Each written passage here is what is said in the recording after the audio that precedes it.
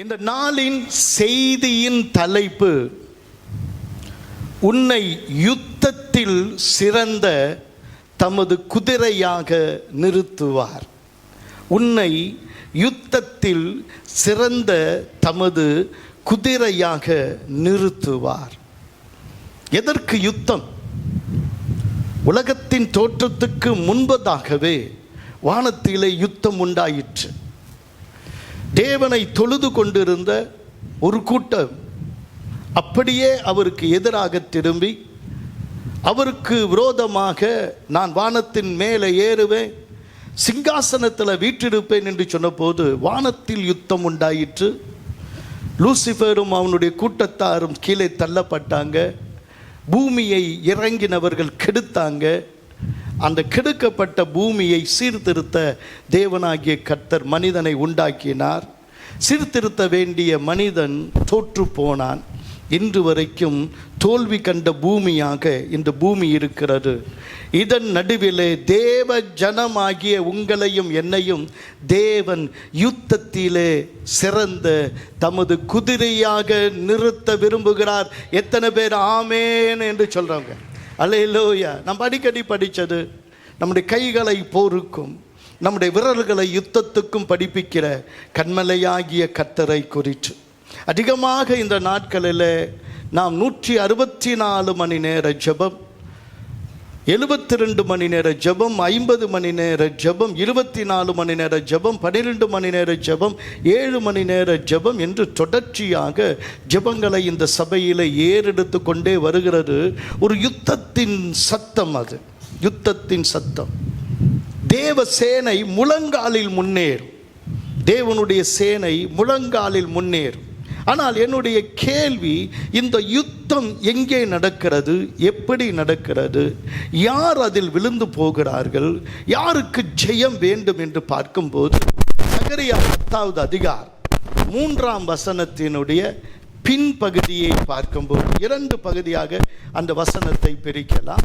முன்பகுதியை விட்டுவிட்டு 2வது பகுதியை நாம் வாசிக்கும் போது சகரியா 10ஆம் அதிகாரம் 3ஆம் வசனம், சேனைகளின் கர்த்தர் யூதா வம்சத்தாராகிய தமது மந்தையை விசாரித்து அவர்களை யுத்தத்திலே தமது சிறந்த குதிரையாக நிறுத்துவார். ஒரு நீங்கள் நினைக்கலாம், யார் அந்த மந்தை? யார் அந்த குதிரை? யார் அந்த போர் புரிகிற குதிரை? எது எது யுத்தத்தின் குதிரை என்று நீங்கள் கேட்பீங்கன்னா, தேவனை துதிக்கிற, தேவனை ஆராதிக்கிற, தேவனை மகிமைப்படுத்துகிற யூதா வம்சத்தாராகிய நீங்களும் நானும் தான் அது. அல்லேலூயா. கைகளை வைத்து ஒரு அல்லேலூயா சொல்லுங்க. அல்லேலூயா. ஒருவேளை சத்துரு எங்க இருக்கிறான், எதிரி எங்க இருக்கிறான் அப்படின்னு கேட்டிங்கன்னா உடனே ஒரு பதில் சொல்லுவாங்க, என் வீட்டாரே எனக்கு சத்துருன்னு. சத்துரு நம்ம வீட்டாரு அப்படின்னு வசனம் சொல்லுது. அதனால் கர்த்தருக்கு ஸ்தோத்திரம். நமக்கு எதிரி எங்கே இல்லை, அதுதான் கேள்வி. ஒருவேளை ராத்திரி திடீர்னு, டேய் உன்னை விட மாட்டான்டா, உன்னை உதைப்பான்டா, உன்னை அப்படி பண்ணிவிட்டான்னு ஏதாவது டக்குன்னு உளறிவிட்டு டக்குன்னு ஏந்திரிச்சுன்னு எங்கே இருக்கிறோம் அப்படின்னு நீங்கள் ஏந்திரிச்சு பார்த்தீங்கன்னா அதுக்கு காரணம் ஏதோ ஒரு எதிரியை குறித்து உங்கள் மனசுக்குள்ளேயே நினச்சி போராடிக்கிட்டு இருக்கிறீங்கன்னு அர்த்தம். ஏதோ ஒரு பிரச்சனையை உள்ளே அடக்கிக்கிட்டு அதிலேருந்து வெளியே வர விட முடியாமல் ஏதோ உங்களுக்கு உள்ளான மனசில் இந்த போராட்டம் நிறையா நடந்துட்டு இருக்குது. நல்லா கவனிங்க. யுத்தம் என்பது தினம் தினம் நம்முடைய கவலையை நினைத்து, நம்முடைய கஷ்டத்தை நினைத்து, நம்முடைய உடல் ரீதியாக படுகிற, உள ரீதியாக படுகிற ஒவ்வொன்றிலும் நமக்கு ஒரு யுத்தம் இருக்கிறது. ஒவ்வொரு யுத்தம் இருக்கிறார். உதாரணமாக கர்த்தருக்கு ஸ்தோத்திரம், நம்முடைய உள ரீதியாக போராடுகிற அந்த போராட்டம் தான் நமக்கு அதிகம். கொஞ்சம் கவனிங்க. ஒரு கடன் பிரச்சனையில் வந்துட்டா அந்த கடன் பிரச்சனையை தீர்க்கிறதுக்கு யுத்தம் இருக்கு. இல்லது இன்னொரு சமுதாய பிரச்சனை, உங்களை சுற்றிலும் இருக்கிறவர்கள் உங்களுக்கு ஏற்படுத்துகிற இடர்கள், இதையெல்லாம் பார்க்கும்போது உங்களுக்கு ஒரு யுத்தம் இருக்கு. உங்கள் வீட்டிலேயே தினம் தினம் யுத்தம் நடக்குது. உங்கள் வீட்டிலேயே ஒரு யுத்தம் நடந்து கொண்டிருக்கு. வாள் சண்டை அல்ல, வாய் சண்டை தான் நடந்து கொண்டிருக்கிறது. வாள் சண்டை அல்ல, வாய் சண்டை தான் நடந்து கொண்டிருக்கிறது. சண்டை சச்சரவு இல்லாத ஒரு குடும்பம் இருந்தால் எங்கள் வீட்டில் ஒரு சண்டையும் கிடையாது, ஒரு சச்சரவும் கிடையாது, அப்படி ஒரு அமைதியை நாங்கள் காத்துக்கொள்ளுகிறோம் அப்படின்னு சொல்கிற ஏதாவது ஒரு குடும்பம் இருந்தால் கொஞ்சம் ரகசியமாக உங்கள் கையை உயர்த்துங்க. இல்லை உங்கள் காலை தொட்டு கும்பிடலாமான்னு நினைச்சேன். அப்படி ஒரு நல்ல குடும்பம் இருக்குது அப்படின்னு. அப்போ ஒவ்வொரு குடும்பத்துக்குள்ளேயும் பிரச்சனை இருக்குது. அல்லேலூயா. ஒவ்வொரு குடும்பத்துக்குள்ளும் பிரச்சனை இருக்குது. இன்னொன்று, உங்களை தினம் தினம் வாட்டி வதைக்கிறது வெளியில் இருக்கிற எதிரி அல்ல, நீங்களே உங்களுக்கு எதிரி. ஒரு பக்கத்தில் நான் செய்யணும்னு நினைக்கிறத, செய்ய தகுந்ததை நான் செய்யாமல் செய்ய தகாததையே செய்கிறேன் என்று செய்ய வைக்கிற ஏதோ ஒன்று நாள்தோறும் உங்களோடு கூட போராடி கொண்டே இருக்குது. இன்னொரு பக்கம் நீங்கள் சொல்கிறீங்க, நிர்பந்தமான மனுஷன் நான், இந்த பாவ சரீரத்திலிருந்து என்னை விடுதலை ஆக்குகிறவர் யாருன்னு. இந்த இது பாவம், இதுதான் பாவம், இது நல்லா தெரியும். தெரியலன்னு சொல்லாதீங்க, இது பாவம்னு தெரியும். ஆனால் அந்த பாவத்திலிருந்து வெளியே வர முடியாததுனால எத்தனையோ பெரிய தலைவர்கள் விழுந்து போகிறாங்களே, எத்தனையோ பரிசுத்தவான்கள் விழுந்து போகிறாங்களே, எத்தனையோ பரிசுத்தவான்கள் விழுந்த அதே காரியத்தை நீயும் செய்து கொண்டிருந்து, ஆனால் நிர்பந்தமான மனுஷன் நான் போராடுறேன்னு சொல்லிட்டு இருக்கிறேன். சில காரியங்களை உன்னால் அடக்க முடியல. நம்மால் அடக்க முடியாதது எது தெரியுமா? இந்த பசியை அடக்க முடியல, வாயை அடக்க முடியல, கோபத்தை அடக்க முடியல. அப்புறம் இன்னொன்று என்னெல்லாம் இருக்குன்னு பாருங்க. இச்சையை அடக்க முடியல, பொல்லாப்பை அடக்க முடியல, சினத்தை அடக்க முடியல, பொறாமையை அடக்க முடியல, பெருமையை அடக்க முடியல. கர்த்தருக்கு ஸ்தோத்திரம். அடங்காத ஏதோ ஒன்று நம்முடைய வாழ்க்கையில் இருந்து கொண்டு போராட்டத்தை கொடுத்து கொண்டிருக்கிறார். இது வாங்கினா கடன் ஆகிடும், கடன் ஆகினா நம்ம நாளைக்கு 4 பேருக்கு கை கட்டிட்டு பதில் சொல்லணும் அப்படின்னு நமக்கு தெரிஞ்சும் கடன் வாங்குற அந்த இச்சையிலிருந்து ஒன்றால் என்ன பண்ண முடியல. இதை வாங்கணும், அதை வாங்கணும், இப்படி வாங்கணும், அந்த தேவை இருக்குது, இந்த தேவை இருக்குது அப்படின்னு சொல்லி அந்த இச்சையிலிருந்து ஒரு நாள் விடுதலையாக முடியாதனால இன்றைக்கி 4 பேருக்கு கை கட்டிக்கிட்டு கதை சொல்லிக்கிட்டு, உண்மையில் அங்கே இல்லை இங்கே இல்லை, நான் வந்துச்சுன்னா அது காசு வந்துச்சுன்னா உனக்கு ஒரே நாளில் முடிச்சிடுவேன், என்னென்ன கதையெல்லாம் விட்ற. எதெல்லாம் நீ விழுந்து கிடக்கிறன்னு கொஞ்சம் யோசிச்சு பாருங்க. உன்னால் நிச்சயமாக பைபிள் படிக்க முடியலையா? டைம் இல்லையா? உனக்கு ஜெபிக்கிறதுக்கு டைமே இல்லையா? இங்கே சபைக்கு வர்றதுக்கு உனக்கு டைமே இல்லையா? எவ்வளோ போய் சொல்கிற? சபைக்கு வரக்கு டைம் இல்லை, ஜெபிக்கிறதுக்கு டைம் இல்லை. அப்போ அந்த டைமெல்லாம் எங்கே இருக்குது? அந்த டைமு ராத்திரி எதுக்கு நீ ஃபோனை எடுத்துக்கிட்டு இங்கேயும் அங்கேயும் அலையிற? ஏன் உன்னால் ராத்திரி கூட ஒழுங்காக தூங்க முடியல? ஒரு சந்தோஷம் எங்கே போச்சு? உன் விடுதலை எங்கே? நப்தலியை குறித்து சொல்ல, விடுதலை பெற்ற பெண்மான் அவன் இன்பமான வசனங்களை வசனிப்பான்னு. இவ்வளோ சம்பாதிக்கிறையே, எங்கே நீ நிம்மதியாக இருக்கிற? இந்த ஒரு வார்த்தையை உங்கள் மனசுக்குள்ளே போட்டு பாருங்கள். இவ்வளோ சம்பாதிக்கிறையே, நீ எங்கே நிம்மதியாக இருக்கிற? ஏன் உன் நிம்மதி எங்கே? இப்படி ஒரு கேள்வியெல்லாம் கேட்டுக்கிட்டே இருந்தால், அண்ணே எங்களை விட்டுருங்க அண்ணே, ஏற்கனவே நாங்கள் யுத்தம் பண்ணிட்டு தான் என்ன பண்ணிகிட்ருக்கிறோம் வந்திருக்கிறோம். ஒரு நாட்டுக்கு இருக்கிற யுத்தம் அதிகம், ஒரு வீதியில் நடக்கிற யுத்தம் அதிகம், குடும்பத்துக்குள் நடக்கிற யுத்தம் அதிகம். ஒருவேளை சொல்லப்போனால் இந்த உலகமே ஒரு போர்க்களமாகத்தான் மாறி இருக்கிற வேளையில் தேவனாகிய கர்த்தர் உன்னை என்ன செய்ய வேண்டும் என்று சொல்லுகிறார். இதிலிருந்து எப்படி வெளியே வரணும், எப்படி வெளியே வந்தால் நம்மள வாழ்க்கையில் ஒரு ஜெயம் இருக்கும் என்பதை ஒரு 3 காரியங்களில் உங்களுக்கு கற்றுக் கொடுக்க விரும்புகிறேன். முதலாவது, ஆயத்தமாக்கப்பட்ட குதிரை. இந்த யுத்தத்துக்கென்று தன்னை ஆயத்தப்படுத்துகிற அல்லது அந்த வீரனால் அல்லது ஆவியானவரால், நமக்குள்ள இருக்கிற ஆவியானவரால், தேற்றவாளனாகிய ஆவியானவரால், நம்மை நடத்துகிற தேவனுடைய ஆவியானவரால் நாம் ஆயத்தமாக்கப்படுகிற குதிரை. அல்லேலூயா. என்ற வசனம் வெளியே இருக்குது, ஜெயமோ கர்த்தரால் வரும்னு. ஆனால் அதுக்கு முன்னாடி ஒரு வசனம் இருக்குது, குதிரை யுத்த நாளுக்காக ஆயத்தம் பண்ணப்படும், ஜெயமோ கர்த்தரால் வரும் என்று நீதிமொழிகள் 21:31 சொல்லுகிறார். நீதிமொழிகள் 21:31 சொல்லுகிறார். குதிரை யுத்தத்துக்காக, யுத்த நாளுக்காக ஆயத்தமாக்கப்படும். அப்போ ஆயத்தமாக்கப்படும் சொன்னால், கர்த்தருக்கு ஸ்தோத்திரம், ஒரு குதிரை ஒரு நுண்ணறிவு உள்ள ஒரு பிராணி. அது தன்னை கீழ்ப்படுத்துகிறவனுக்கு அவனுடைய மனதோடு கூட அது மனம் ஒட்டி இருக்கும். ஒரு சின்ன அசைவு தான் கொடுப்பான், லேசாக தட்டுவான், அல்லது ஒரு கனைப்பான், அல்லது கண்ணடிப்பான், அல்லது அவனுடைய காலால் லேசாக தட்டுவான். ஒரு தடவை தட்டுனா என்ன, 2 தடவை தட்டுனா என்ன, எந்த இடத்துல ஜம்ப் பண்ணணும், எந்த ஓடையை தாண்டணும், எந்த நெருப்பையை கூட தாண்டணும், எந்த இடத்துல யுத்தம் வந்தாலும் எத்தனை பீரங்கிகள் வெடித்தாலும் அந்த நடுவில் எப்படி ஒரு யுத்த வீரனுக்கு கீழ்ப்படிஞ்சு அதன் நடுவில் கண்ணி வெடிகள் நடுவில் கூட உடல் சிதையாமல் கடந்து போய் காப்பாற்றி கொள்ள அதனால் முடியும். வேலை இருக்கிற வீரனையும் காப்பாற்ற முடியும். வீரனுடைய இருதயத்தோடு கூட இணைந்து அது செயல்பட விரும்புகிறது என்று சொல்லும்போது பரிசுத்த ஆவியானவர் நம்மை இயக்குகிறார், பரிசுத்த ஆவியானவர் நம்மை நடத்த வேண்டும் என்று சொன்னால் அவருடைய இருதயத்தோடு இணைந்து இந்த வாழ்க்கையில் வரும்போது தேவனால் நமக்கு வெற்றி வரும் என்று தெரிந்து அவரை பின்பற்ற விரும்புகிறோம். அதற்கு அடிப்படையாக ஒரு யுத்த குதிரையிலே இயற்கையாகவே துப்பாக்கி சொருகி வச்சிருப்பாங்க. இந்த காலத்தில், அந்த காலத்தில் வேலை வில்ல எல்லாத்தையும் சொருகி வச்சிருப்பாங்க, இன்னும் அம்புகளை சொருகி வச்சிருப்பாங்க. அது எந்த இடத்துல உபயோகப்படுத்த வேண்டுமோ அப்படியாக அது யுத்தத்துக்கு ஆயத்தமாக அது இருக்கும். யுத்தத்துக்கு அம்புகளோடும் வில்லோடும் அல்லது ஈட்டியோடும் இந்த நாட்களில் துப்பாக்கிகளோடும் அது யுத்தத்துக்கு ஆயத்தமாக இருக்கும். உனக்கு விரோதமாக இருக்கிற பிரச்சனைகளிலிருந்து விடுதலை பெற தேவன் உனக்கு கூறிய ஆயுதத்தை கொடுக்க நல்லவராக இருக்கிறார். முதல்ல என்னுடைய இருதயம்தான் மகா கேடானதாய் மாறிவிட்டது. கர்த்தருக்கு ஸ்தோத்திரம். என் இருதயத்தை சரி பண்ணினால், என் உள்ளத்தை சரி பண்ணினால், என் ஆவிக்குரிய மனுஷன் சரியாக இருந்தால் என் ஆத்துமா வாழ்கிறது போல எல்லாவற்றிலும் நான் விடுதலையாக இருக்க முடியும் என்று விசுவாசிக்கிறவங்க நல்ல கரங்களை தட்டி ஆமேன்னு சொல்லுங்க. அல்லேலூயா. கர்த்தருக்கு ஸ்தோத்திரம்.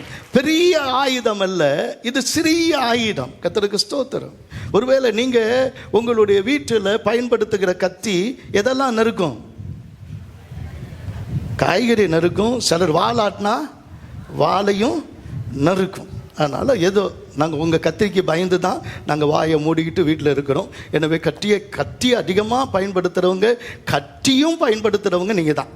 அதனால் கத்தி அதிகமாக பயன்படுத்துகிறவங்க நீங்கள் தான். ஆனால் கர்த்தருக்கு ஸ்தோத்திரம். இப்போ சமீபத்தில் இப்போ சுவாமிநாதனுடைய ஹார்ட் ஆப்ரேஷன் நடக்கிறதுக்கு முன்னாடி உட்காந்து அந்த ஆப்ரேஷன் பைபாஸ் சர்ஜரி எப்படி பண்ணுவாங்க அப்படின்னு சொல்லி இந்த எலும்புகளை கம்ப்ளீட்டாக இங்கேருந்து மேலேருந்து கிழித்து இதை அப்படியே பிரித்து அதை அப்படியே கட்டி வெளியே கட்டி இது உள்ள அந்த இருதயத்தில் அது அடித்து கொண்டே இருக்கும்போதே அதனுடைய செயலை நிறுத்தி, அதனுடைய ரத்த ப்ளீடிங்கை அதை நிறுத்தி, அது உள்ள அதனுடைய கணுக்களை, அது உள்ளே இருக்கிற நரம்பில் எந்த நரம்பு சரியாக வேலை செய்யலை, எந்த இடத்துல அடைப்பு இருக்குது, எதில் பாதிப்பு இருக்குன்னு பார்த்து அந்த பாதிப்பை சரி பண்ணுறதுக்கு ஆண்டவராகிய கர்த்தர் நம்முடைய கால் நரம்புகளும் அது இதய நரம்பும் ஒன்றோடு ஒன்று சேர்றது கர்த்தர் என்ன பண்ணியிருக்கிறாரு? படைக்கும் போது இந்த இருதயத்தில் ஒரு பிரச்சனைனா அதனால் என்னது கால் என்னது அந்த நரம்பில் இங்கே நரம்பில் என்ன பண்ண அறுத்து 2 இடத்துலையும் எடுத்து எப்படியெல்லாம் அதை சேர்த்து உள்ளே கொண்டு போய் வைப்பாங்க. அந்த பழைய நரம்பு அந்த பாதையை விட்டுருவாங்க.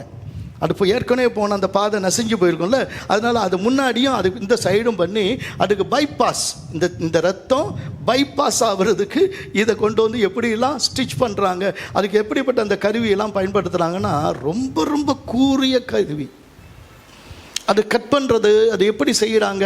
அவர் செஞ்சதில்லை, இன்னொரு இதயம் செய்ததை உட்காந்து பொறுமையாக பார்த்துக்கிட்டே இருந்தேன். நான் எனக்கு ரொம்ப இன்ட்ரெஸ்ட், அதெல்லாம் ரொம்ப இன்ட்ரெஸ்ட். ஒன்றும் யாராவது ஒருத்தவங்க வியாதி பிரச்சனைன்னு சொன்னால் உள்ளே போய் தேடி இதில் என்ன இருக்குது, இது எப்படி அதை சரி பண்ணுறாங்க, அதெல்லாம் கொஞ்சம் பார்ப்பேன். பார்க்கும்போது ஆச்சரியமாக இருந்தது. அவங்க பயன்படுத்தினதெல்லாம் ரொம்ப டெக்னிக்.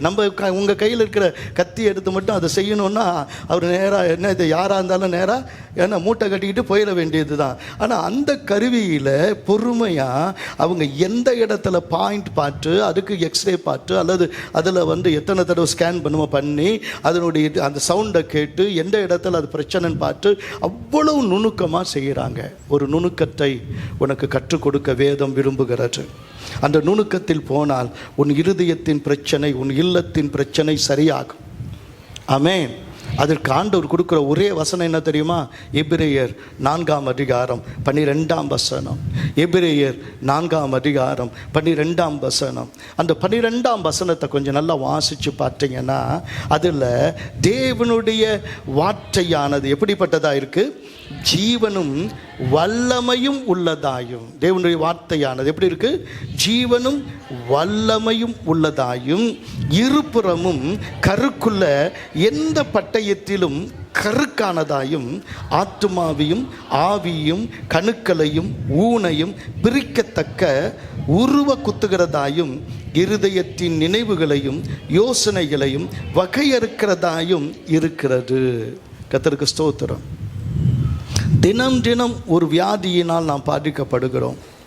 இல்லை என்று சொன்னால் நம்முடைய வியாதியில் பாதி எதனால் வருது அப்படின்னு ஒருவேளை நீங்கள் கேட்டிங்கன்னா அது கவலை தான். ஒரு வசனம் சொல்லுது, ஆண்டவர் சொல்கிறாரு, உன்னுடைய மகனே உன் இருதயத்தை என்னிடத்தில் தாய் என்று சொல்கிறாரு. எதற்காக? நீ என்னிடத்தில் வா, நான் சாந்தமும் மனத்தாழ்மையுமா இருக்கிறேன். வருத்தப்பட்டு பாரம் சுமக்கிற நீங்கள் எல்லோரும் என்னிடத்தில் வாங்க, நான் உங்களுக்கு இளைப்பாறுறது. நீங்கள் கவலைப்படுகிறதுனாலே ஒரு மூலம் உங்களுடைய உயரத்தை நீங்கள் கூட்ட முடியுமா? கர்த்தர் மேலே உன் பாரத்தை வைத்துவிடு, நீதிமானை தள்ளாட ஒட்டார். எத்தனை பேர் ஆமேன்னு சொல்கிறாங்க? அல்லேலூயா, அல்லேலூயா. கவலை வரும்போதெல்லாம், கவலைகள் உன்னை சூழும் போதெல்லாம் என் கவலைகளை தாங்குகிற ஒரு ஆண்டவர் இருக்கிறார். என் விசுவாசம் பெரியது. நான் விசுவாசித்திருக்கிற தேவன் என்னை ஒருபோதும் கைவிட மாட்டார் என்று என் கவலைகளை நான் அவர் மேலே வச்சா பாதி வியாதியிலிருந்து விடுதலை ஆகலாம். இந்த கவலைகளை சுமக்க தெரியாததுனால, இந்த கவலைகளை தீர்க்க வழி இல்லாதனால இன்றைக்கு சிலர் பைத்தியம் பிடிச்சிடுறாங்க, சிலர் தற்கொலைக்கு நேராக போயிடுறாங்க. ஒரு சகோதரி கடைசி என்கிட்ட சொன்னிச்சு, அவங்க குடும்பத்தில் ஒரு சகோதரி ஏதோ ஒரு மருந்தை சாப்பிட்டுட்டு சாகும்போது, எங்கள் வீட்டுக்காரரை பயமுறுத்தத்தான் நான் செஞ்சேன், உண்மையாக செய்யலை, என்னை காப்பாற்றிடு, புருஷன் கையை பிடிச்சிட்டு எப்படியாவது என்னை காப்பாற்றிடு சொல்லிட்டு இருக்கும்போது உயிர் போயிடுச்சு. நான் சொன்னேன், யாராலும் காப்பாற்றவே, நம்ம ஜெபம் பண்ணி அவங்கள காப்பாற்றவே முடியாது, பரலோகத்தை கொண்டு போகவே முடியாது. ஏன்? யாராலும் காப்பாற்ற முடியாத ஒரு நிலைமைக்கு நீ போகிறதுக்கு முன்னாடி உன் கவலையை யார் மேலே வைக்கணுமோ அவர் மேலே வையுன்னு சொல்கிற வசனத்தை கேட்டால் நிச்சயமாக நீ நிம்மதியாக வாழ முடியும். அல்லேலூயா. எத்தனை ஆயிரம் பேர் சகோதரியே பயப்படாதே, சகோதரியே உன் இருதயத்தில் இருக்கிற வேதனை எனக்கு தெரியும். நீ யார் மேலே உன் பாரத்தை வைக்கிறியோ கர்த்தர் மேலே உன் பாரத்தை வச்சா நீதிமானை அவர் தள்ளாட விட்டார். உன்னை காக்கிற தேவன் உறங்கலை. அல்லேலூயா. ஒவ்வொரு நாளும் நாம் ஏதோ ஒரு பயத்தில் வாழ்கிறோம். ஒவ்வொரு நாளும் நாம் பயத்தில் வாழ்கிறோம். என்ன பயத்தில் வாழ்கிறோம்? ஏதோ ஒரு பயத்தில்.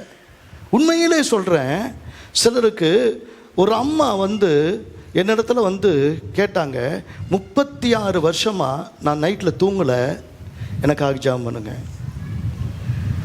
நான் ஜெபம் பண்ண பிறகு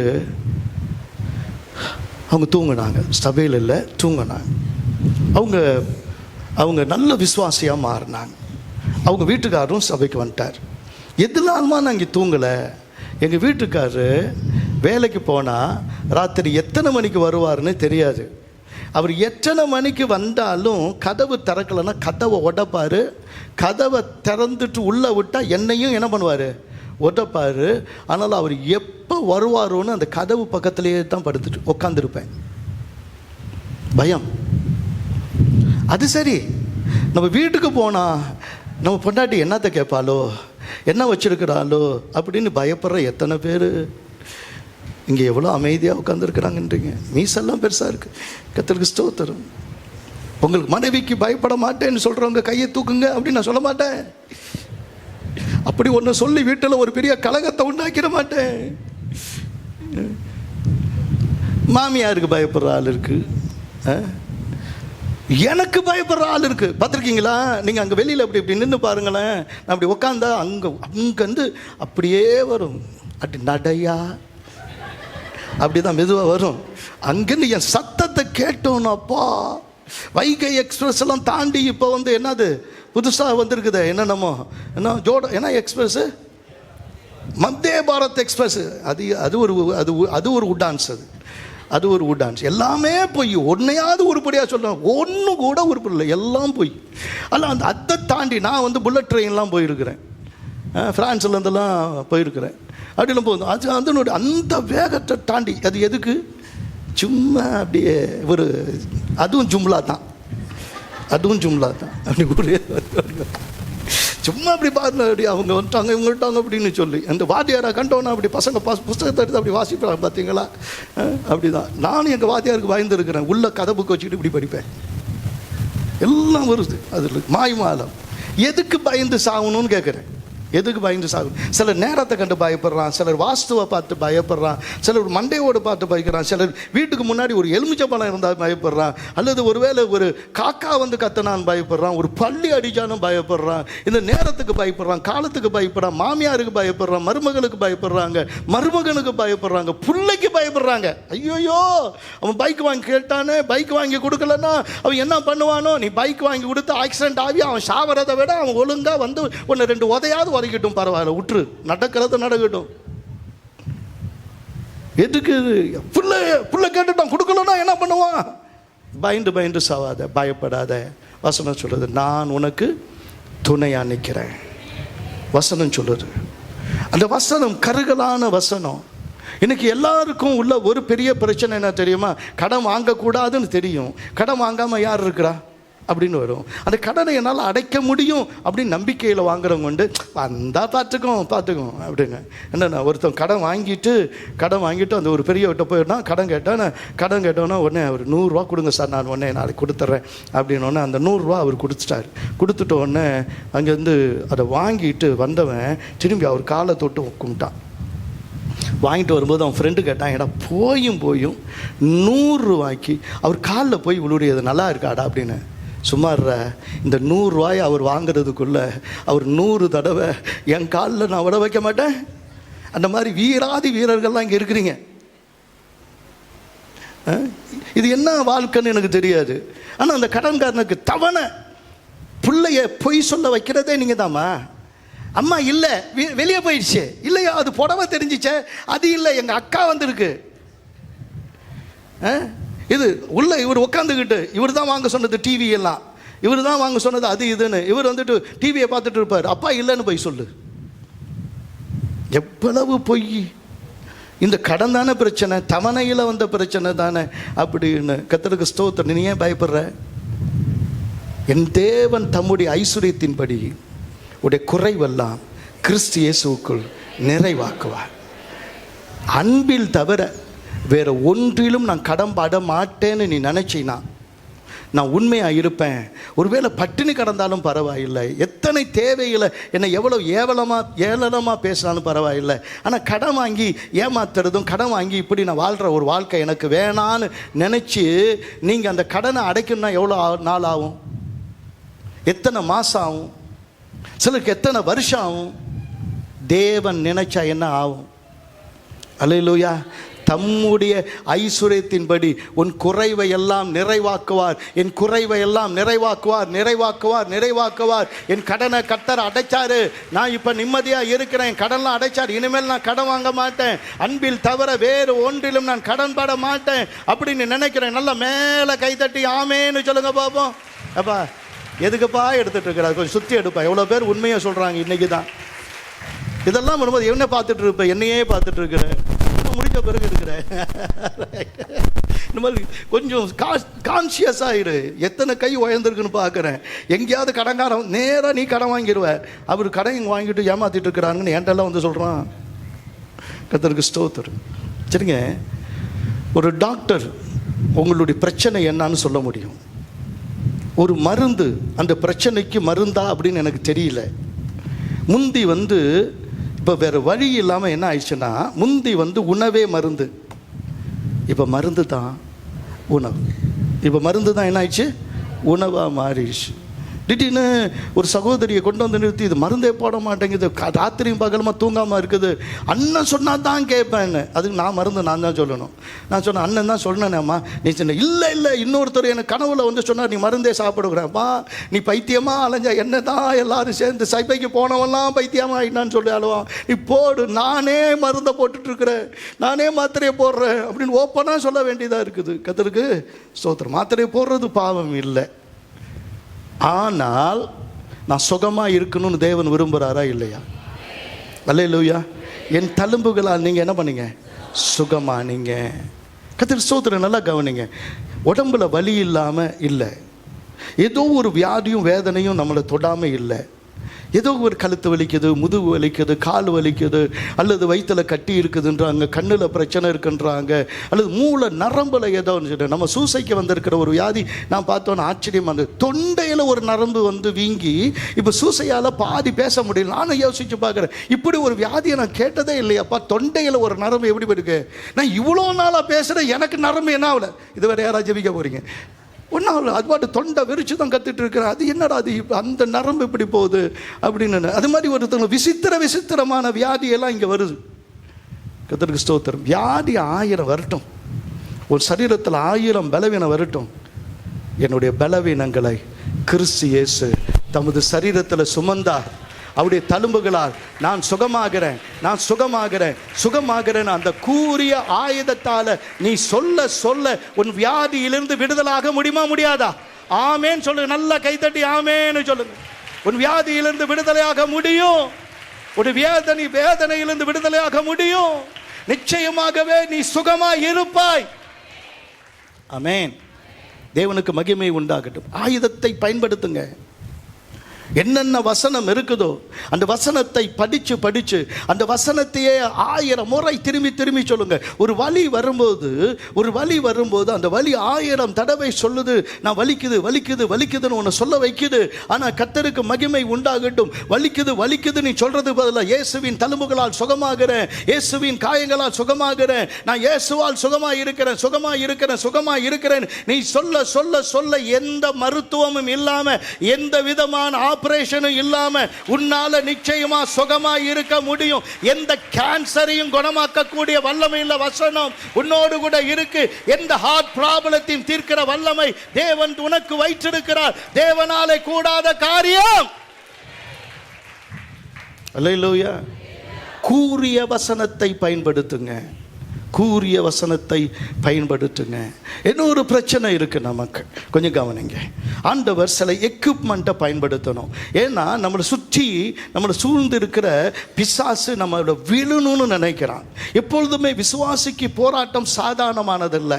ஒரு பெருமழை சொரிந்துன்னு நம்ம வசனத்தில் வாசித்த போது, இது வரைக்கும் துபாய் ரொம்ப நகரம், உலகத்திலேயே அருமையான நகரம்னு எல்லாம் சொல்லியிருந்தாங்க. ஒரே ஒரு மழையில் அது நரகமாக மாறிடுச்சான். ஒரே ஒரு நாள் மழையில் அப்படி ஒரு மழையை அவங்க வாழ்க்கையில் பார்த்ததே கிடையாது. அப்படி ஒரு மழை. ஆனால் அந்த மழையினுடைய ஒரே நாள் பெஞ்ச அந்த மழை அப்படி அவங்கள மாற்றிடுச்சுன்னு. இன்னைக்கு ஒரு விசுவாசிக்கு எப்படிப்பட்ட சோதனை இருக்கு?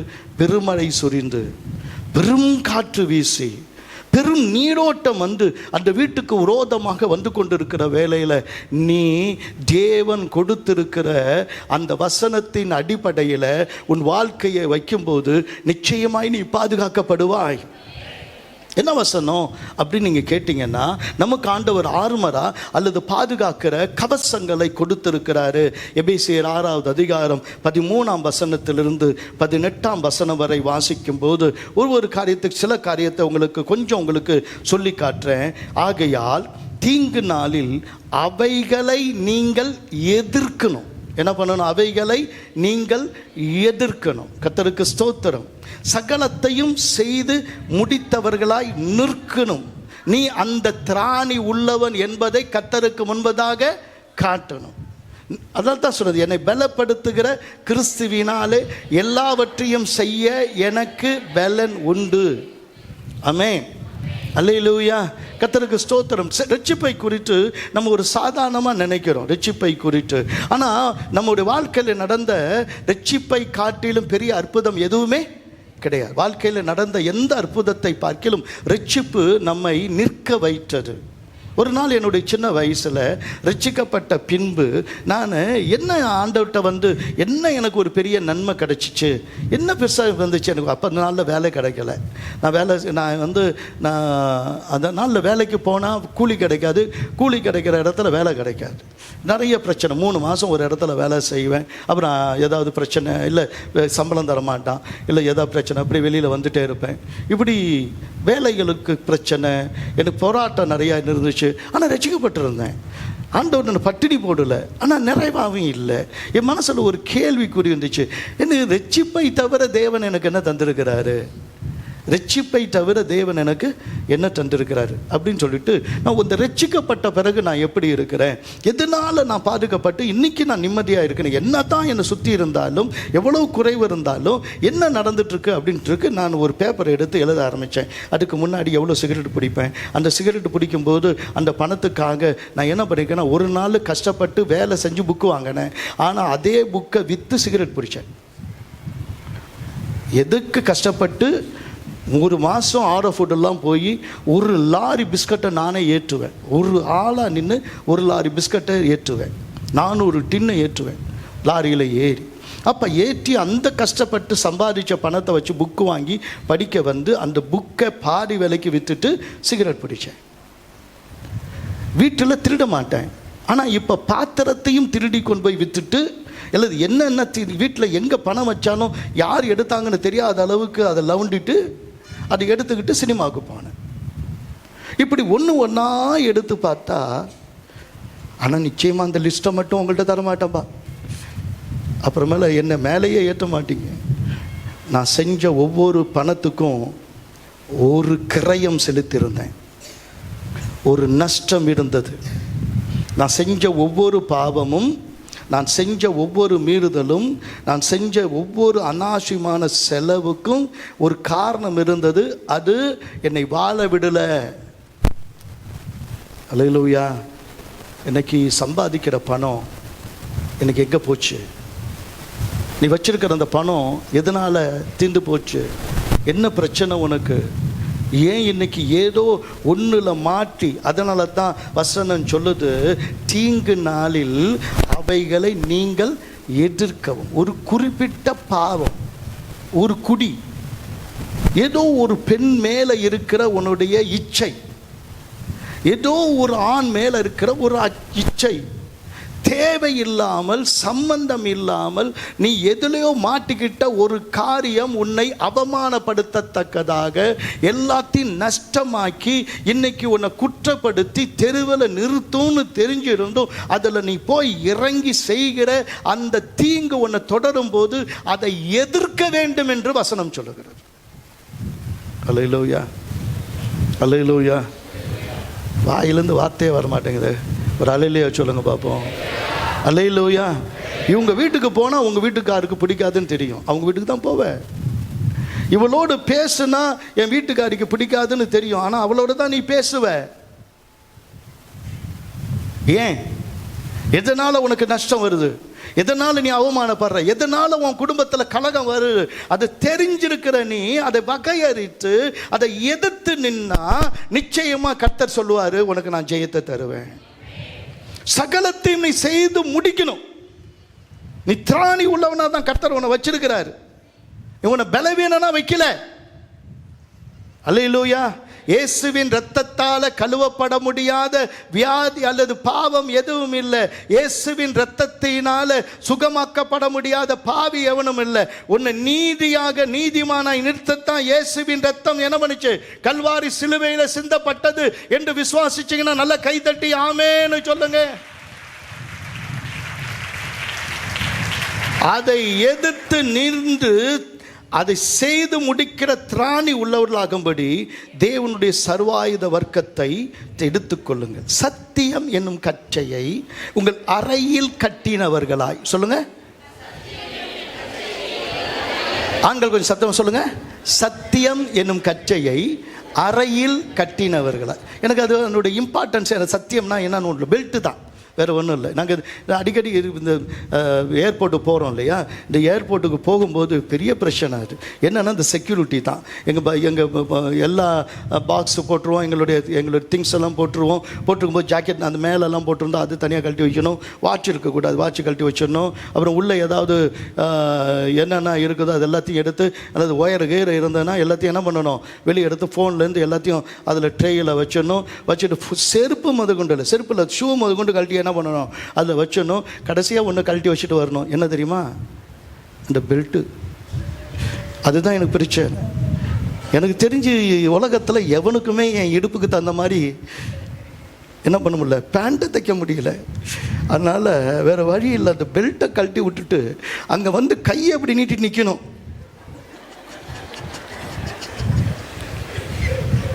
அதுக்குள்ளே 2 தடவை தூக்கி அப்படி நிறுத்திக்கிட்டு வேறு வழி இல்லை. நான் சொல்கிறேன், இந்த பெல்ட்டுக்கு எவ்வளோ அவசியம் பார்த்தீங்களா? அந்த பெல்ட்டை எங்கே கட்டணுமோ அங்கே கட்டி இருந்தால் தான் நீ சத்தியத்தில் நடத்துகிறேன்னு அர்த்தம். நான் சொல்கிறது உங்களுக்கு புரியுதா? வயிறு உனக்கு எஜமான் ஆகக்கூடாது, வேறு எதுவும் உன்னுடைய பாவத்தை தள்ளக்கூடாது. அது கரெக்டாக கட்டுனா தான் மானம் இருக்கும், இல்லைன்னா அவமானம் தான் வரும். சத்தியம் என்ன புரிஞ்சுக்கிட்டீங்களா? ஆமென். இதுக்கு மேலே எனக்கு சொல்ல தெரியல. 2வது நீதி. நம்ம பேசல மார்க் அவசம். நீதினா என்னன்னா, நம்ம பேசுறதெல்லாம் நீதி தான், ஆனால் அவர் என்ன நினைக்கிறாரோ அதுதான் நீதி. நீ பேசுறதெல்லாம் நீதி இல்லை, நீ பேசுறதெல்லாம் நீதி இல்லை. அவர் what is right with God, that is righteous. எது தேவனுக்கு சரியோ அதுதான் நான் செய்யணும். ஏன் கண்ணு இஷ்டத்துக்கும் அவங்க நடந்தாங்க அதனால தான் நடந்தேன் இல்லை, அது நீதி. 3வது சமாதானத்தின் சுவிசேஷத்துக்குரிய ஆயத்தம் என்னும் பாதரட்சையை கால்களிலே தொடுத்தவல்ல. நீ காலில் செருப்பு போட்டு போது ஒன்று நினைக்கணும், நான் போகிற இடத்துல கலகம் உண்டாகக்கூடாது, சமாதானம் வரணும். சொல்லுங்கள். நான் எங்கே வெளியே போனாலும் யாரோ ஒருத்தருக்கு அன்னைக்கு கலகம் பண்ணலன்னா 1000 என்ன பண்ணுமா, மண்டை உடஞ்சும். அப்படி இருக்கிறவன் உடஞ்சே போனான் என்ன தான், ஏன் வாழணும் இல்லை? வெளியில் போகும்போது நீ ஏன் சமாதானத்தை கொண்டு போகணும்? சமாதானத்தை கொண்டு போது ஒவ்வொரு விசுவாசியும் உங்கள் செருப்பை போடும்போது, உங்கள் ஷூவை போடும்போது, அல்லது உங்கள் என்ன நீங்கள் போட்டுட்டு வெளியே போகும்போது ஒன்று நினைக்கணும், இன்றைக்கி நான் போகிற இடம் சமாதானமாக இருக்கும். நான் போகிற இடம் ஏதாவது ஒரு இடத்துலையாவது நான் சுவிசேஷம் சொல்லாமல் வரவே மாட்டேன்னு சொன்னால் நீ நல்லா இருப்ப. ஹல்லேலூயா. புரிஞ்சவங்க நல்லா கை தட்டி ஆமேன்னு சொல்லுங்கள். நான் போனால், வெளியே போனால் எங்கேயாவது நான் சுவிசேஷம் சொல்லாமல் வரவே மாட்டேன். ஒரு இடத்துல சுவிசேஷம் சொல்லிட்டு அந்த இடத்துல நீ தருதலையாக நடந்தால் நீ எப்படி இருக்குன்னு பார்த்துங்க. நீங்கள் போகிற இடமெல்லாம் சுவிசேஷம் சொன்னால் நீ பரிசுத்தவானாய் விளங்குவ. இன்னொரு வார்த்தை வசனம் சொல்லுது, கர்த்தருக்கு ஸ்தோத்திரம், பொல்லாங்கன் எய்யும் அக்னி அஸ்திரங்களை எல்லாம் அவிழ்த்து போடத்தக்கதாக எல்லாவற்றுக்கும் மேலாக விசுவாசம் என்னும் கேடகத்தை பிடித்து கொள்ளுங்க. அல்லேலூயா. கர்த்தருக்கு ஸ்தோத்திரம். எல்லாருக்கும் வியாதி வருது, சரி, உனக்கு ஏன் வியாதி வருது? உங்கள் குடும்பத்தில் ஏன் இப்படி ஒரு சாவு வந்துச்சு? உனக்கு எதுக்கு இப்போ உங்கள் வீட்டுக்காரர் சண்டை போட்டுட்டீங்க வந்து நிற்கிற? ஏன் உனக்கு ஒரு குழந்தை இல்லை? ஏன் உனக்கு ஒரு நல்ல வேலை இல்லை? நீ மட்டும் ஏன் வீடு கட்டலை? எதையோ ஒன்று பிசாசு கண்டுபிடிச்சு ஒரு அம்பை எய்கிறான், அது அக்கினியாக வருது. அந்த அக்கினியை அவிழ்த்து போட ஒன்று தான் பயன்படுத்தணும். என் தேவன் தம்முடைய ஐஸ்வரியத்தின்படி நீ சொல்கிற குறைவை எல்லாம் கிறிஸ்து இயேசுக்குள்ள என்னை நிறைவாக்குவார் என்று சொல்கிறவங்க நல்ல கை தட்டி ஆமேன்னு சொல்லுங்க. திரும்பி திரும்பி சொல்லு, விசுவாசத்தை பேசு. அவங்க முன்னாடி நீ தலை நிமிர்ந்து நடப்ப. குறைவா கர்த்தர் உன்னை விட்டுட மாட்டாரு. அவர் என்னை ரட்சிக்காமல் போனாலும், அவர் என்னை காப்பாற்றாமல் போனாலும் அதுக்காக உன் மார்க்கத்துக்குள்ளே வந்துடுவேன்னு என்ன பண்ணாத, நினைக்காத. இந்த அக்கினியிலிருந்தும் கர்த்தர் என்னை விடுவிக்கிறவர். விடுவிக்காமல் போனாலும் நீ நிறுத்தின அந்த சிலை என்ன பண்ண மாட்டேன், நான் வணங்கிட மாட்டேன். அல்லேலூயா. இரவும் பகலும் ஆராதிக்கிற தேவன் உன்னை தப்புவிக்க வல்லவராய் இருந்தாரான்னு ராஜா கேட்கிறான். சிங்கங்களின் வாயை அவர் கட்டி போட்டார். உன்னை சுத்தி இருக்கிற சிங்கங்களின் வாயை அடைக்க தேவன் விசுவாசத்தை உனக்கு ஒரு கேடகமாக கொடுத்திருக்கிறார். அந்த சிங்கங்களின் வாயை நீ அடைத்தே ஆக வேண்டும். எல்லாத்துக்கும் மேல எந்த சமயத்திலும் சகல விதமான வேண்டுதலோடும் விண்ணப்பத்தோடும் ஆவியினால ஜெபம் பண்ணுங்க. ஆவியினால ஜெபம் பண்ணுங்க. காண்கிறதையும் கேட்கிறதையும் ஜெபமாக மாற்றிவிட்டால் நம்முடைய ஒவ்வொரு நாளும் ஜெபமாகவே மாறிவிடும். நம்முடைய சுவாசம் எல்லாம். நான் இப்போ செஞ்சுட்டு இருக்கிறேன். இந்த டிவியில் நியூஸ் வரும்போதெல்லாம் அந்த நியூஸை பார்க்கும்போதெல்லாம் அப்படியே தொடர்ந்து ஜெபிக்கிறேன். அந்த பிரச்சனையை பார்க்கும்போதெல்லாம் தொடர்ந்து டிவியில் பார்க்குற ஒவ்வொரு நியூஸுக்கும் நான் ஜெபிக்கிறேன். தேவனுக்கு மகிமை உண்டாகட்டும். நீ காண்கிறதையும் கேட்கிறதையெல்லாம் ஜெபமாக மாற்றினால் நீ ஒரு ஜெப மனுஷனாக இருப்பாய். ஜெபமே ஜெயம். அல்லேலூயா. கர்த்தருக்கு ஸ்தோத்திரம். ஒரு 10 நிமிஷத்தில் 2 முக்கியமான காரியத்தை சொல்லணும். 3 பாயிண்ட் எடுத்தேன். ஒரு பாயிண்டில் ஓடிடுச்சு அரை மணி நேரம். ஒரு 2 பாயிண்ட்டை ஒரு 10-15 நிமிஷத்தில் உங்களுக்கு கொடுக்குறேன். போன வாரமும் கொஞ்சம் லேட்டாக தான் விட்டேன்னு நினைக்கிறேன். அதனால் இன்றைக்கி அப்படி விட மாட்டேன். அதனால் கொஞ்சம் நல்லா கவனிங்க. இன்னும் ஒரு குதிரை, ஆழத்தில் நடக்கிற குதிரை. சொல்லுங்கள். ஒன்று ஆயத்தப்பட்ட குதிரை. அந்த குதிரை உனக்காக ஆழத்தில் நடக்கிற ஒரு குதிரை. அது என்ன அப்படின்னா, ஆபகுக்கு 3ஆவது அதிகாரம் 14ஆம் வசனத்தில் 15ஆம் வசனத்தில் வாசிக்கும் போது அந்த வசனம் சொல்லுது, என்னை சிதறடிப்பதற்கு பெரும் காற்றை போல வந்தார்கள். ஏற்கனவே சொன்னேன், பெரும் காற்று வந்ததுன்னு. சிறுமையானவனை மறைவிடத்தில் பட்சிப்பது அவர்களுக்கு சந்தோஷமா இருக்கு. உள்ளேயே முடிச்சிடணும், வெளியவே வரக்கூடாது அப்படின்னு உன்னை அவமானப்படுத்தவோ சிறுமைப்படுத்தவோ உன்னை அலை செய்யவோ அல்லது உன்னை கலங்கடிக்கவோ ஒரு கூட்டம் காத்திருக்கிறது. பொல்லாத மனுஷர் உன்னை ஆளுகை செய்ய வேண்டும் என்று அவர்கள் காத்திருக்கிறாங்க. முட்களை போல இருக்கிற மக்கள் இருக்கிறாங்க, சிங்கங்களை போல இருக்கிறவங்க இருக்கிறாங்க. அக்கினியை எங்கே பார்த்தாலும் தகிக்கும்படி அதில் அக்கினியை வாயினால் ஊதுகிறவள் ஏராளமாக இருக்கிறாங்க. அந்த அக்கினி நடுவில் நடக்கிற உன்னை பார்த்து கர்த்தர் சொல்கிறாரு, அவனுடைய ஈட்டிகளினாலேயே அவனுடைய கிராமத்து அதிபதிகளை உருவ குத்தினி திரளான தண்ணீர் குவியலாகிய சமுத்திரத்துக்குள் உமது குதிரைகளோடு நடந்து போனேன். உம்முடைய குதிரைகளோடு. எனக்கு இந்த கேள்விப்பட்டோன்னே எனக்கு தெரிஞ்ச வரைக்கும் குவிக்கிறது அப்படின்னு சொன்னால் நெல்லை குவிப்பாங்க. அந்த காலத்தில் நம்ம நெல்லை குவிப்போம். அப்புறமேல இப்போ எல்லாம் இப்போ நெல்லை குவிக்கிறது கிடையாது. எனவே வீட்டில் சாப்பாடு போட்டால் இப்பொழுது சாப்பாடை தான் என்ன பண்ணிட்டுருக்குறோம், அப்படி குவிச்சு குவிச்சு சாப்பிட்டுட்டு இருக்கிறோம். கர்த்தருக்கு ஸ்தோத்திரம். ஆனால் ஜலத்தை எங்கே குவியலாக நிறுத்தினார் அப்படின்னு சொன்னால் வசனம் சொல்லுது. யாத்திராகமம் 15ஆம் அதிகாரம் 19ஆம் வசனத்தை வாசிக்கும் போது, யாத்திராகமம் 15ஆம் அதிகாரம் 19ஆம் வசனத்தை வாசிக்கும் போது, பார்வோனின் குதிரைகள் அவனுடைய ரதங்களோடும் குதிரை வீரரோடும் சமுத்திரத்தில் பிரவேசித்தது. கர்த்தர் சமுத்திரத்தின் ஜலத்தை அவர்கள் மேல் திரும்ப பண்ணினார். இஸ்ரவேல் புத்திரரோ சமுத்திரத்தின் நடுவே வெட்டாம் தரையில் நடந்து போனார்கள் என்று பாடினார். எனக்கு இந்த செங்கடல் என்று சொல்லும்போது, அந்த செங்கடல் 1900 கிலோமீட்டர் நீளமுடையது. அதாவது 1180 மைல் அது நீளமுடையது. அதனுடைய அகலம் பல இடங்களில் பல விதமாக இருந்தாலும், கல்ஃப் ஆஃப் அக்பா அப்படின்ற இடத்துல ராம்சிஸ் 2 என்று சொல்லப்படுகிற பார்வோன் காலத்தில் இன்றைக்கி அந்த கல்ஃப் அக்பா இருக்குது. அந்த இடத்துல ஒரு 20-25 லட்சம் பேர் அந்த கடற்கரையில் கூட முடியும். அந்த பகுதியிலிருந்து எகிப்திலிருந்து இவர்கள் சவுதி அரேபியாவுக்கு கடந்து போகணும். சூயஸ் கால்வாய் வழியாக பாரு, அது மாதிரி அவர்கள் கடந்து போகணும். அப்படி அந்த கடந்து போகும்போது இவங்க கடந்து போன அந்த நீளம் எவ்வளவு என்று சொன்னால் 220 மைல். 220 மைல் இல்லைன்னா 355 கிலோமீட்டர். மெட்ராஸை தாண்டி போகணும் இங்கேருந்து. அப்படி வாசிக்கும் போது எனக்கு ஆச்சரியமாக இருந்தது. எப்படி இவ்வளோ ஒரு ராத்திரியில் இதை கிராஸ் பண்ணி அதை சாயந்தரம் ஆரம்பித்தா கூட இருக்கட்டும், எப்படி இது நடந்திருக்கும்னு எனக்கு ஒரு பெரிய கேள்வி. இன்னொரு பக்கம் அந்த இடத்துல கூட ரொம்ப குறுகலான ஒரு இடம், அந்த இடத்துல கூட கடலின் சராசரி ஆழம் 490 மீட்டர் அல்லது 1600 அடி. 1600 அடி ஆழம். அப்படின்னா நம்ம 160 மாடி உயரத்தை வச்சுக்கோம். இது 2 மாடி அளவுக்கு இருக்கிறது. இது 160 மாடி உயரமாக இருந்தால் அது எவ்வளோ பெருசாக இருக்கும். அந்த 160 மாடிக்கு 2 பக்கமும் கர்த்தர் 1 மைல் அந்த பாதையை அவர் விலக்கி அந்த தண்ணீரை உங்கள் கண்ணில் பார்க்கக்கூடிய அளவில் அவ்வளோ பிரம்மாண்டமாக நிறுத்தியிருக்கிறார்.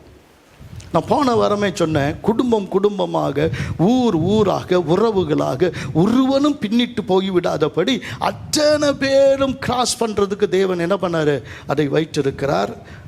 தீட்டுள்ளவனும் அருவருப்பானவனும் அதற்குள்ளே என்ன பண்ணுறதில்ல, பிரவேசிக்கிறதில்ல. குருடரும் கூட சப்பானிகளும் கூட அதில் என்ன பண்ணுவாங்க, பிரவேசிக்கணும் என்பதற்காக. அவர் பேதையராக இருந்தாலும் கெட்டு போக அல்லது அவர்கள் திக்கெட்டு போகாதபடிக்கு அவர்களுக்கு கடந்து செல்ல ஒரு பெரிய பாதை இருக்கும் என்று கர்த்தர் காட்டி, என்னுடைய அன்பு எவ்வளோ பெருசு, என் ரட்சிப்பு எவ்வளோ பெருசு என்பதை ஒரு மிகப்பெரிய அற்புதமாக இன்னைக்கு 1600 அடி 160 மாடி உயரத்துக்கு 2 பக்கமும் அந்த தண்ணி நிற்க இவர்கள் கடந்து போகிறாங்க. அப்படின்னா உங்கள் ரட்சிப்பு எவ்வளோ பெருசு. உங்கள் ரட்சிப்புக்காக, உங்கள் விடுதலைக்காக ஆண்டவராகிய கர்த்தர் என்ன செஞ்சிருக்கிறாரு அப்படின்னு நான் யோசிச்சா, இதுவரைக்கும் நான் தெரிஞ்ச காரியங்களில் ஒரு அக்கினி ஸ்தம்பம் இடையில இந்த எகிப்தியர்கள் உள்ளே இவர்களோடு கலந்து விடாதபடி தடுத்து நிறுந்தது. ஆனால் இவர்களை வழி நடத்தும்படி ஆண்டவராகிய கர்த்தர் தம்முடைய அக்கினி ரதங்களோடும் அக்கினி குதிரைகளோடும் முன்னாடி நின்று கடந்து போகும்போது அவரோடு கூட பயணம் செய்த அந்த பாதை, அந்த இரவுக்குள் அவர்கள் கடந்து அவர்களை ஆச்சரியமாக கானானுக்குள் கால் வைக்கத்தக்கதாக, கடந்து போகத்தக்கதாக கர்த்தர் அவளை கொண்டு போனது உண்மையானா, உனக்கு எதிராக உன் பக்கத்தில் 1000 பேரும் உன் வலது பக்கத்தில் 10,000 பேர் விழுந்தாலும் அது உன்னை அணுகாதபடி அதிசயமாய் வழி நடத்துகிற கர்த்தர் உன்னை நிச்சயமாகவே கடக்க பண்ணுவார். உனக்கு விரோதமாய் என்ன பிரச்சனை எழும்பினாலும் உன்னை நிச்சயமாக ஒரு அதிசயம் செய்து நடத்துவார். ஏன் திரும்பி திரும்பி ஆண்டவர் இந்த செங்கடலை பிளந்தவரை துதியுங்கள், அவருடைய கிருபை என்றும் உள்ளது என்று நாம் பாடிக்கொண்டிருக்கிறோம். அதில் ஒரு பெரிய அர்த்தம் இருக்கு. இது நம்ப முடியாமல் இருக்கலாம், ஆனால் நம்பி தான் ஆகணும். கர்த்தருக்கு ஸ்தோத்திரம். உலகில் நடந்த மிகப்பெரிய அற்புதங்களில் இந்த செங்கடல் மிகப்பெரிய அற்புதமாக இருக்கிறது போல உன் ரட்சிப்பு பெரிய அற்புதம். உன்னை ரட்சித்தது மிகப்பெரிய அற்புதம். உன்னை ரட்சித்த கர்த்தர், உன்னை ரட்சிக்கும்படி நான் உன்னோடு கூட இருக்கிறேன் என்று சொன்ன கர்த்தர், நானும் என் வீட்டாரும் கர்த்தரையே சேவிப்போம் என்று சொல்லத்தக்கதாக உன் குடும்பத்தாரையும் ரட்சித்து உன் இனத்தாரையும் ரட்சித்து ஒரு மாபெரும் கூட்டமாக புறப்படத்தக்கதாக கர்த்தர் ரட்சிப்பு என்பதை கர்த்தர் அதிசயமாக உங்க வாழ்க்கையில செய்ய போகிறார். அல்லேலூயா, கர்த்தருக்கு ஸ்தோத்திரம். ஆழங்களில் நடந்த குதிரைகள் ஆவியானவரோடு இணைந்து கொள்ளும் போது கர்த்தருக்கு ஸ்தோத்திரம். ஆவியை பெற்ற பேதுரு பேசின போது 3000 பேர் ரட்சிக்கப்பட்டது உண்மையானால் இன்றைக்கும் அந்த அபிஷேகம் உண்மையில இறங்க இறங்க இறங்க இந்த தேசம் கர்த்தரை அறிகிற அறிவை அடையும். சமுத்திரம் ஜலத்தினால் நிறைந்திருக்கிறது போல ஜனங்கள் கர்த்தரை அறிகிற அறிவை அடைந்திருப்பாங்க. உன் பிள்ளைகள் எல்லாம் கர்த்தரால் போதிக்கப்பட்டிருப்பாங்க. ஒரு மாபெரும் அடையாளம் தருகிற கர்த்தர் உன் நடுவிலே அதிசயம் செய்கிற கர்த்தர் உன் நடுவிலே கடந்து போகிறார். அதனால் கர்த்தருக்கு ஸ்தோத்திரம். 3வது ஒரு குதிரையை மிக சுருக்கமாக சொல்லி நான் முடிக்க விரும்புகிறேன். இந்த குதிரைக்கு நான் வச்ச பேரு அடிச்சு தூக்குற குதிரை. என்னது? அடிச்சு தூக்கிடும். அல்லேலூயா, கர்த்தருக்கு ஸ்தோத்திரம். எவ்வளவு கூடாரங்கள் சுற்றி போட்டிருந்தாலும், எவ்வளவு பெரிய பலத்த அரண்களை கட்டியிருந்தாலும் இந்த குதிரை அதை அடித்து தூக்கும். எப்படின்னா, யோபு 39ஆம் அதிகாரம் 19ஆம் வசனத்தை வாசிக்கும் போது, யோபு 39 19 20 வாசிக்க போகிறோம். கர்த்தருக்கு ஸ்தோத்திரம்.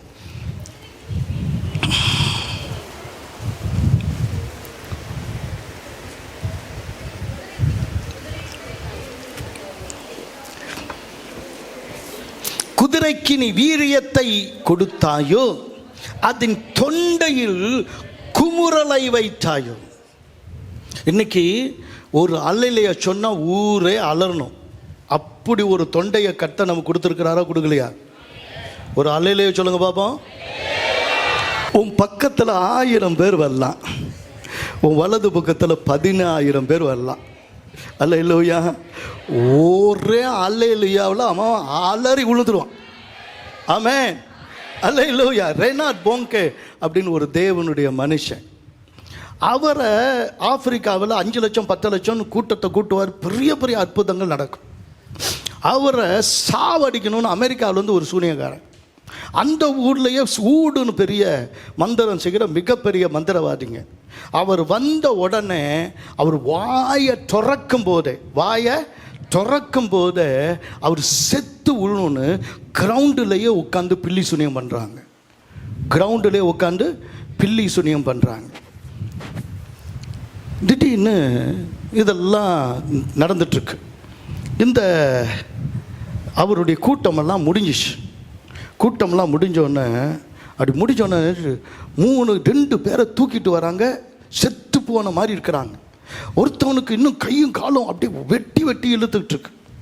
அவனை கேட்டா, என்னப்பானா, நாங்கள் தான் இந்த ஊர்லேயே அல்லது பெரிய பில்லி சூனியக்காரங்க, எல்லாருக்கும் தெரியுது அவங்கள பார்த்தா. ஆனால் உங்களை சாவடிச்சுன்னு நாங்கள் 3 பேர் இங்கே என்ன பண்ணோம், இங்கே வந்து உங்களுக்காக பில்லி சுனி வச்சோம். அப்படியா? ஒன்றும் எனக்கு தெரியலையே. ஆமாம், நீங்கள் வாயை திறந்த உடனேயே நீங்கள் செத்துணுன்னு அங்கே பில்லி சுனி வச்சோம்.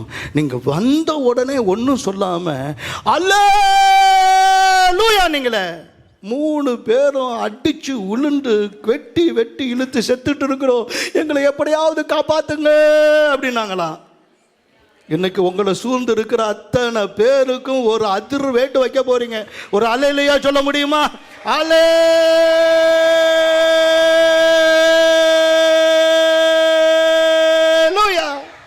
அல்லேலூயா. நான் இந்த சும்மா சொல்லல. 2 ராஜாக்கள் புஸ்தகம் 7வது அதிகாரத்தில் நடந்த ஒரு சம்பவத்தை உங்களுக்கு காண்பிக்கிறேன். ஆண்டவர் சீரியரின் இராணுவத்திற்கு ரதங்களின் இரைச்சலையும் குதிரைகளின் இரைச்சலையும் மக்கா இராணுவத்தின் இரைச்சலையும் கேட்க பண்ணினதினால் அவர்கள் ஒருவரை ஒருவர் நோக்கி, இதோ நம்மிடத்தில் போருக்கு வர இஸ்ரவேலின் ராஜா ஏத்தியரின் ராஜாக்களையும் எகிப்தின் ராஜாக்களையும் நமக்கு விரோதமாக கூலி பொருத்தினான் என்று சொல்லி இருட்டோடு எழுந்திருந்து ஓடி போய் தங்கள் கூடாறுகளையும் தங்கள் குதிரைகளையும் தங்கள் கழுதைகளையும் தங்கள் பாளையத்தையும் அவைகள் இருந்த பிரகாரமாக விட்டு தங்கள் பிராணன் மாத்திரம் தப்பும்படி அவர்கள் ஓடி போனார்கள். கர்த்தருக்கு ஸ்தோத்திரம். உன்னுடைய பலன் என்னன்னு உனக்கு தெரியாது. உலகம் அந்த ஆவியை அறியாததுனால உலகத்துக்கு உனக்குள்ள இருக்கிற ஆவியானுடைய பலன் என்னதுன்னு தெரியாது. அவர் உங்களுக்குள்ள இருக்கிறதுனால நீங்கள் அவரை என்ன பண்ணுவீங்க, அறிவீர்கள் என்று ஆவியானவரை குறித்து வேதம் சொல்லுகிறது. கர்த்தருக்கு ஸ்தோத்திரம். அன்றைக்கு பெனாதாத் என்கிற ஒரு சீரியர் ராஜா அன்றைக்கு இருந்த அந்த சமாரியருடைய அந்த ராஜாவை சுற்றிலும் அந்த மக்களை சுற்றிலும் அன்றைக்கு இருந்த இஸ்ரவேல் ஜனங்களை சுற்றிலும் ஒரு பெரிய போரை ஆயத்தப்படுத்தி ஏராளமான வீரர்களை கொண்டு வந்து அவருடைய கூடாரங்களை சுற்றி அடைச்சி, எப்படியா இருந்தாலும் வெளியே வந்து தானப்பா ஆகணும் அப்படின்னு சொல்லி சுற்றி அடைச்சிட்டான். இவங்க கதவு அடைக்கப்பட்டுருச்சு. இப்போ சாப்பிட்றதுக்கு கொஞ்சம் கொஞ்சமாக ஒன்றுமே இல்லாமல் நிலைமை ஆகிடுச்சு. நிலைமைன்னு ராஜா முதற்கொண்டு இந்த இரட்டை கட்டி கொண்டிருக்கிறான். இப்போ சாப்பிட்றதுக்கு ஒன்றும் இல்லாத நிலை, கழுதை தலை கூட கிடைக்கல, ஒரு புறா கூட கிடைக்கல சாப்பிட்றதுக்கு, ஒரு எலி குஞ்சம் கூட விட்டு வைக்கலன்னு வச்சுங்களேன். அந்த நிலைமையில் அவங்க போயிட்டு இருக்கிற வேலையில் அப்போ ஒருத்தி என்ன பண்ணுறான்னா, இன்னைக்கு உன் பிள்ளைய கூட நம்ம கறியாக்கி சாப்பிடுவோம், நாளைக்கு என் பிள்ளைய தர நம்ம கறியாக்கி சாப்பிடுவோம். பிள்ளை கறி சாப்பிட்ட பஞ்சம். அப்படிப்பட்ட பஞ்சம் வந்த போது இந்த ராஜா சொல்கிறான், இந்த தேசத்தில் எலிசான்னு ஒரு தீர்க்கதரிசி இருந்து பிரயோஜனம் இல்லை, இல்லாமல் போனால் என்ன என்று சொல்லுகிற மாதிரி தான் ஒரு சம்பவம் நடக்குது. அப்போ அந்த நேரத்தில் எலிசா ஒரு தீர்க்கதரிசி சொல்கிறான், நாளைக்கு காலையில் இந்த இடத்துல இப்படி ஒரு ஈஸியாக புரியுறதுக்கு சொல்கிறேன், 1 ரூபாய்க்கு 4 படி கோதுமை மாவு 4 படி கோதுமை மாவு கிடைக்கும், 1 ரூபாய்க்கு 4 கிலோ அரிசி என்ன பண்ணும் கிடைக்கும் அப்படின்னு சொன்னபோது அந்த மந்திரி பிரதான் சொன்னால், கடவுள் வானத்தின் மதகுகளை திறந்து கொட்டுன்னு கொட்டினாலும் இது இப்படி நடக்குமா அப்படின்னு அவன் சொன்னான். உன் கண்களால் மாத்திரம் பார்ப்ப, அது நடக்கிறத பார்க்கும்போது நீ உயிரோட இருக்க மாட்டேன்னு சொல்லிட்டான். கர்த்தருக்கு ஸ்தோத்திரம். இந்த சம்பவத்தை நான் பெருசாக உங்களுக்கு சொல்லிக்கிட்டே போகலாம். ஆனால் அன்றைக்கி காலையில் கொஞ்சம் குஷ்டரோகிங்க ஏந்திரிச்சு பார்த்தா இந்த சீரியருடைய கூடாரம் கவிழ்க்கப்பட்டு இருக்கிறதை பார்த்தார்கள். எல்லாம் காலி ஆயிடுச்சு, எல்லாம் காலி ஆயிடுச்சு. உள்ளே போய் பார்த்தா ஒரு ஆளும் இல்லை. தங்கம் பொண்ணு எல்லாம் அவங்க பயன்படுத்தின உடைகள், பாத்திரம் கத்திரம் எல்லாம் அங்கே கிடக்குது. அப்படி இல்லாமல் இவங்க பார்த்துட்டு இது போய் நம்ம சொல்லாமல் இருந்த அந்த பாவம் நம்ம மேலே சுமரும் என்று ராஜாக்களை சொன்ன பொழுது, ராஜா தன்னிடத்தில் மீதியாக இருந்த 2 குதிரையை அனுப்பி அது எங்கே வரைக்கும் பார்த்துட்டு போனால், இவங்க அப்படியே பார்த்துக்கிட்டே போகிறாங்க. பார்த்துட்டு போனால் ஒவ்வொரு கூடாரமும் காலியாக இருக்குது. கொள்ளையடிச்சு ஏற்கனவே வச்சுருந்த அவ்வளோ பொருள் அங்கங்கே கிடக்குது. இவங்க சாப்பிட்ட தட்டுப்புட்டு ஜாமான்லேருந்து எதையெல்லாம் ரொம்ப விசேஷமாக எடுத்துக்கிட்டு ஓடி போகும்போது அவன் துண்டையும் காணான் துணியும் காணான்னு சொல்கிற அளவுக்கு உயிரை காப்பாற்றுறதுக்கு எல்லாத்தையும் போட்டுட்டு ஓடி போனா. அது எது வரைக்கும் இருந்ததுன்னா யோர்தான் வரைக்கும் இருந்தது. அல்லேலூயா. நீ இரட்சிக்கப்பட்ட போது, நீ ஞானஸ்நானம் எடுத்த போது, யோர்தானில் இயேசுவை நீ அணிந்து கொண்டு வெளியே வரும்போது, கர்த்தருக்கு ஸ்தோத்திரம், ஆண்டவராகிய கர்த்தர் இந்த குதிரையின் குமுறலை, குதிரையின் சத்தத்தை, இந்த அல்லேலூயாவை, இந்த துதியை, இந்த ஆராதனை, இந்த ஜெபத்தை, இந்த பாடலை கர்த்தர் உனக்குள்ளே வைத்து விட்டபடியினால இன்றைக்கு நீ சொல்லுகிற ஒவ்வொரு வார்த்தையும், இன்றைக்கு நீ ஜெபிக்கிற ஒவ்வொரு ஜெபமும், நீ போடுகிற ஒவ்வொரு அல்லேலூயாவும் பரலோகத்தின் பொக்கிஷங்களை உன்னுடைய வீட்டிலே கொண்டு வந்து நிரப்பி கொண்டிருக்கிறது. நீ ஓடும் போதும், நீ தேடும் போதும், உன்னையும் அறியாமல் எதிரிகள் போட்டு சென்று போன அத்தனையும் பார்க்க போகிறோம். இன்னைக்கு தங்கள் கூடாரங்களை போட்டிருக்கிறாங்க. இந்த கூடாரம் தான் போட்டிருக்கிறோம் நினைக்காம சுத்தி இன்னைக்கு நாங்க தான் ஆளுகை செய்ய போறோம் நினைக்கிறாங்க. எக்கச்சக்கமா சேர்த்து வச்சுட்டாங்க. அவங்க சேர்த்து வச்ச அத்தனை காரியத்தையும் உனக்கு கொடுத்து இன்னைக்கு இந்த தேசத்திலே 1000 ஆண்டு ஆளுகை செய்கிற ஆசாரியன் நீதான், ராஜா நீதான் சொல்ல ஒருத்தர் வராரு. யார் அவர்? ஆமென். அவர் எப்படி வராரு? வெளிப்படுத்தல் 19வது அதிகாரம் 11ஆம் வசனம் 12ஆம் வசனம் சொல்லுது. வெளிப்படுத்தல் 19ஆம் அதிகாரம் 11ஆம் வசனம் 12ஆம் வசனம் சொல்லுது. 11ஆம் வசனத்தை வாசிக்கலாம். பின்பு பரலோகம் திறந்திருக்க கண்டேன், இதோ ஒரு வெள்ளை குதிரை காணப்பட்டது. அதன் மேல் ஏறி இருந்தவர் உண்மையும் சத்தியமும் உள்ளவர் எனப்பட்டவர். அவர் நீதியாய் நியாயம் தீர்த்து யுத்தம் பண்ணுகிறார். ஹல்லேலூயா. கரங்களை தட்டி ஆமென் என்று சொல்லுங்க. நல்ல கரங்களை தட்டி ஆமென் சொல்லுங்க. அவர் நீதியாய் நியாயம் தீர்த்து யுத்தம் பண்ணும்படி இறங்கி வருகிறார். உன் ராஜா சத்தியம் உள்ளவர், உன் ராஜா உண்மையுள்ளவர், உன் ராஜா நீதியாய் நியாயம் தீர்க்கிறவராய் வருகிறார். அவருடைய தொடையில் ஒரு நாமம் எழுதிருக்குதான். 16ஆம் வசனம். அவருடைய வஸ்திரத்தின் மேல் அவருடைய நாமம் எழுதிருக்குதான். என்ன வசனம் சொல்லுது? அவர் ராஜாதி ராஜா, அவர் கர்த்தாதி கர்த்தர் என்ற நாமம் அவருடைய வஸ்திரத்தின் மேலும் அவருடைய தொடையின் மேலும் இருந்தது. நம்முடைய ராஜாவுக்கு ஒரு பெயர் மகிமையாய் வெற்றி சிறந்த கர்த்தர். எழுந்து நிற்கலாமா? அல்லேலூயா. கர்த்தருக்கு ஸ்தோத்திரம். வெள்ளை குதிரையில ஏறி வருகிற ஒரு ஆண்டவர், அதன் மேல் ஏறி இருந்தவர் உண்மையும் சத்தியம் உள்ளவராய் நீதியாய் நியாயம் தைத்து அவர் யுத்தம் பண்ணுகிறவராய் வெளிப்படுகிற அவர் ராஜாதி ராஜாவாய் கர்த்தாதி கர்த்தராய், அவர் முற்றிலும் வெற்றி பெற்றவராய், அவர் என்றென்றைக்கும் ஆளுகை செய்கிறவராய் வரப்போகிறார். எத்தனை பேர் ஆமென் என்று சொல்லுகிறவங்க நல்ல கரங்களை தட்டி கர்த்தருக்கு ஒரு மகிமை செலுத்தலாம். ஹல்லேலூயா, ஹல்லேலூயா, ஹல்லேலூயா. அவர் ராஜாதி ராஜா, அவர் கர்த்தாதி கர்த்தர், அவர் வல்லமை உள்ளவர். ஹல்லேலூயா. இன்றைக்கும் ஆண்டவருடைய ஆவியானவர் உனக்குள்ள இருக்கிறபடியினாலே ஒரு குதிரையின் இரைச்சலை, ஒரு ரதங்களின் இரைச்சலை, மகா ராணுவத்தின் இரைச்சலாய் உன்னுடைய இரைச்சல் மாறத்தக்கதாக ஒருவரும் எண்ணக்கூடாத திரளான ஜனங்களை கர்த்தர் எவ்வளவு ஜனமாய் சபையில தெரிந்து கொண்டு ஏராளமான பேரை ரட்சித்து நானும் என் வீட்டாரும் கர்த்தரையே சேவிப்போம் என்று மகா பெரிய ரட்சிப்பை கர்த்தர் கட்டளையிட போகிறார் என்று விசுவாசிக்கிறோம். நல்லா கையை தட்டி கர்த்தரை மகிமைப்படுத்துங்க.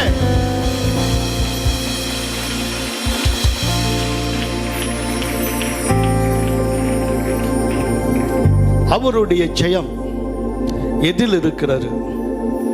பரலோகத்தின் வாசிகளுக்கு நன்றாக தெரியும். ஆட்டுக்குட்டியின் இரத்தத்தினால் அவர் ஜெயித்தவர்கள். இந்த இடத்துல ஆனஸ்தானம் எடுத்தவங்களா இருக்கலாம், எடுக்காதவங்களா இருக்கலாம். ஆனால் சத்தியத்தை அறிஞ்ச நீங்க ஒன்று சொல்றேன், அவரால் மன்னிக்க முடியாத பாவம் இல்லை, அவரால் ரட்சிக்க முடியாத ஒரு மனுஷனும் இல்லை. இன்னைக்கு நீ ஜெயிக்கிறவனா புறப்படணும். தீங்கை எதிர்த்து நின்று ஜெயிக்கிறவனாய் போகணும். இந்த ஆட்டுக்குட்டியின் இரத்தத்தினால் வசனம் சொல்லுது, குதிரை யுத்த நாளுக்கு ஆயத்தமாக்கப்படும். இது ஆயத்தமாக்கப்பட்ட ரத்தம். 2000 ஆண்டுகளாக குருசியிலிருந்து வடிந்த அந்த ரத்தம், வடிந்து கொண்டிருக்கிற அந்த ரத்தம் பாவ மன்னிப்பின் நிச்சயத்தை கொண்டு வருகிறார். அவருடைய வார்த்தை மாம்சமானதினால் இந்த அப்பம்.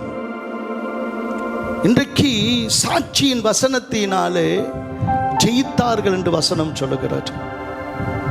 உன்னுடைய சாட்சி, சமாதானத்தின் பாதரட்சியை நீ போட்டுக்கொண்டு வீடு வீடாய் போகும்போது, நீ போகிற இடமெல்லாம் சமாதானத்தை சொல்லி நீ சாட்சி சொல்லும் போது கர்த்தர் உன் மூலம் ஜெயிக்கிறவராய் மாறுகிறார். நீ பாவத்துக்கு அடிமைப்பட்டவன் அல்ல, நீ பிசாசுக்கு பயப்படுகிறவன் அல்ல, நீ அக்கிரமத்துக்கு தலை குனிந்து போகிறவன் அல்ல. இன்றைக்கு சத்தியத்துக்கு சாட்சியாய் இருக்க வெற்றியுள்ள மனிதனாய், வெற்றியுள்ள மனுஷியாய் ஆண்டவராகிய கர்த்தர் யுத்தத்திலே சிறந்த யூத குதிரையாய், தமது குதிரையாய் கர்த்தர் உன்னை நிறுத்துகிறார். பெற்றுக்கொள் அந்த அபிஷேகத்தை, பெற்றுக்கொள்.